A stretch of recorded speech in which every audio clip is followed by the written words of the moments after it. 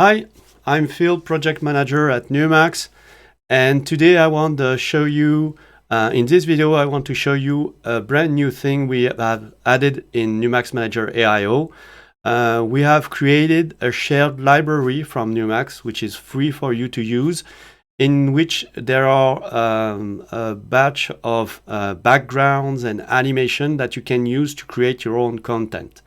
It's a library where there is some image and animations, and we are going to add some new medias every week, every month. So you can come back in this library once in a while just to check the new elements. So the way to access this library, you just have to click on media on the left menu here. And this is the usual storage library where you can put your images. So the trick is to go on the top tabs and click on Shared with Me. And here you're going to access the shared folder from Nummax, where you can find some backgrounds, some specific folders, and even animated GIF. So these animations are very useful if you want to have backgrounds, to give some impact to your messages. So you can see here some animations. Here we go. So all these animations are free to use, so you can create your own content with that.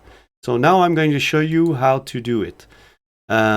Just click on Create, as you do for usual playlists.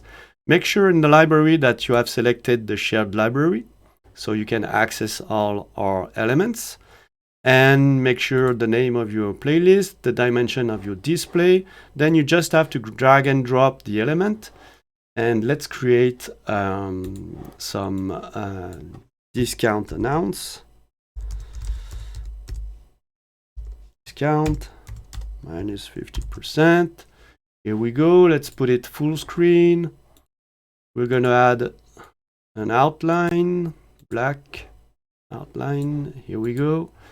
And we're going to increase the size of the font. Okay, very basic element. Let me add another one. So I'm going to take another animation. Here, let's put the hour.